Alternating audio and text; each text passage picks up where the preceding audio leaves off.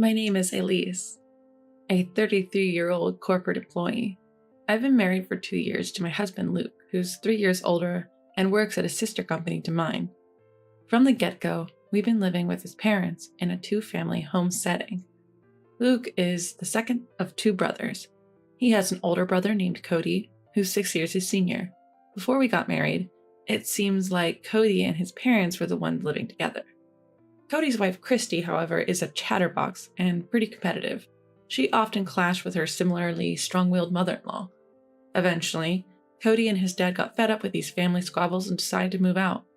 But Luke had been living alone since he started working, so neither of us ever really considered the idea of living with his parents. So when his mom abruptly announced, "After you two get married, you'll be living with us," not only were my parents and I shocked, but so was Luke. "Why now? I thought we were going to live in my current apartment at least until we have kids, since it's convenient for Elise's commute." Wait, thought? That makes it sound like living together was inevitable. Despite that unsettling feeling, we realized the commutes would be roughly the same whether from Luke's apartment or his parents' house.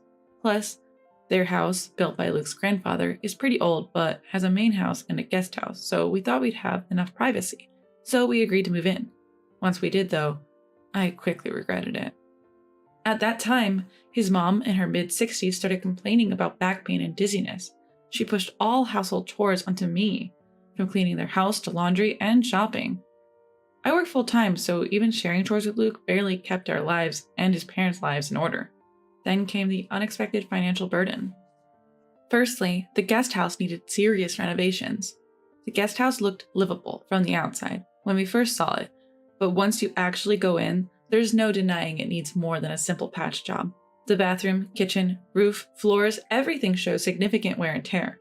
But hey, it's our space. Of course we're going to pay for the renovations. What caught us off guard was when my mother-in-law saw the newly renovated guest house and demanded we do the same for the main house. "Surely you wouldn't fix up your guest house and leave your parents to live in a run-down place."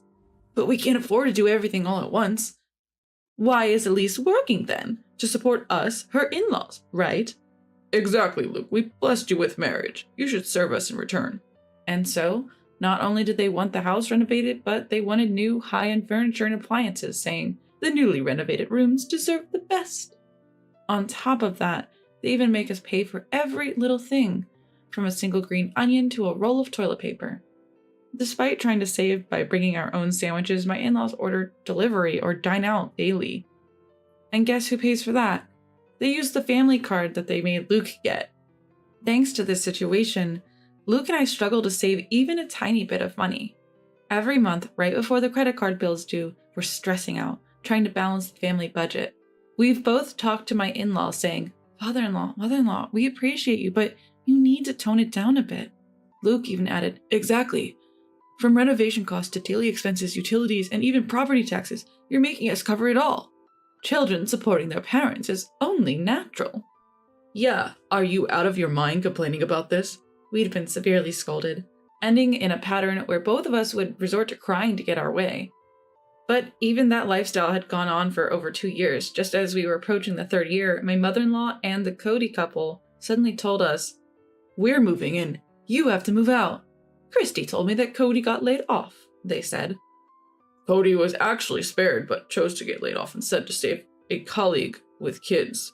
He's such a kind-hearted soul." "But you have 1-year-old twins yourself. How irresponsible can you be? How will you manage living expenses if you move in?" "Cody graduated from a prestigious university. Unlike you, Luke. He can find another job in no time." "Then why does he need to move back home?" "He doesn't have a choice. He's living in company housing from his old job. He has to move out by the end of the month." "Moving frequently with small kids is hard, you know. At least Christy isn't a disappointing daughter-in-law who hasn't given us any grandkids. What's your problem?" So there we were, Luke and I, sitting on the floor for 2 hours in front of my in-laws on their comfy sofa. Finally, we'd had enough. "Fine, we'll move out this week." "Yes, we should," I said. "We've learned plenty about family from you, mother-in-law and father-in-law. It's time to put that wisdom into practice, right, Luke?" "Haha, finally getting it, are you?" "Yeah, just like Elise said, we're happy to do it." "Great, case closed." With that, Luke and I turned our backs on our chuckling in-laws and headed for the guest house. 2 weeks later, we had movers arranged and relocated with no time to spare. We opted for the full packing service because time was of the essence. We timed our move during my in-laws' regular lunch and karaoke with friends, so there were no complaints about the stuff we were taking.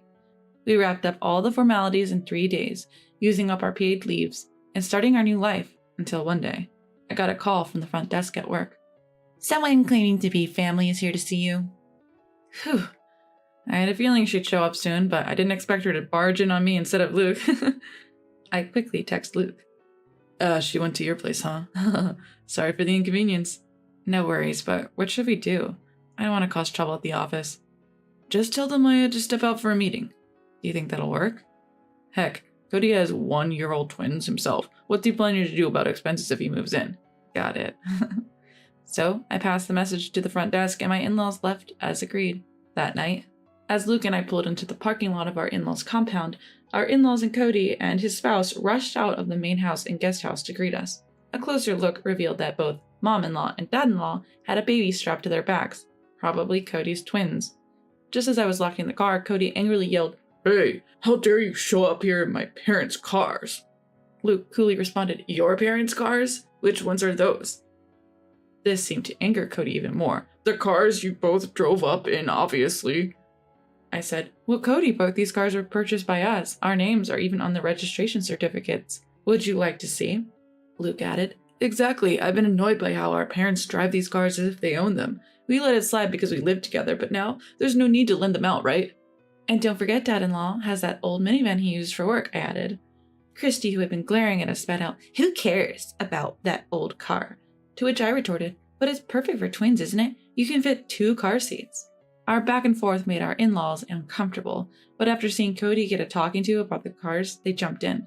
"What about the furniture and the appliances? Taking them while we're away, that's stealing." "Not just from the main house, but also from the guest house." "Yes, Cody and I can't live without those." That's when Luke said, "Why would we have to leave them?" "Look, I get what you're saying. We're using the guest house anyway, but there's no reason to dip into the main house too," as things started heating up even more. "Why, isn't that stuff we all pitched in for?" I asked, trying to understand their logic. "Ugh, such arrogance. Even so, once you gave it, it's ours," father-in-law fired back. At this point, Luke chimed in. "Whoa, hold on. We never gave you anything. We just lent it. There's no memory of us ever saying we're giving it to you. And there's no transfer of ownership on paper." Both father-in-law and mother-in-law looked utterly shocked at his response. Piling on, Luke continued. "We were living together, so we lent stuff as a courtesy. Now that we're living separately, why would we keep lending you things? We just took back what's ours. Is that a problem?" As we exchanged smiles. Everyone seemed to snap back to reality. "Well, we have washing machines and fridges too." "You don't need 2 of each, do you?" "Exactly, so why not lend it to us again?" "Yeah, wherever you've moved, stuffing everything into a small space will just make it even more cramped," they argued. Luke and I grinned at each other. "Well, true. We're pretty packed right now." "Absolutely, it's a tight fit," we agreed. Christy started to say, "In that case," but we cut her off. "Remember, it's a storage room, so it's supposed to be cramped," we chuckled. "Exactly. Until the official contract is done, this is how it has to be," we concluded.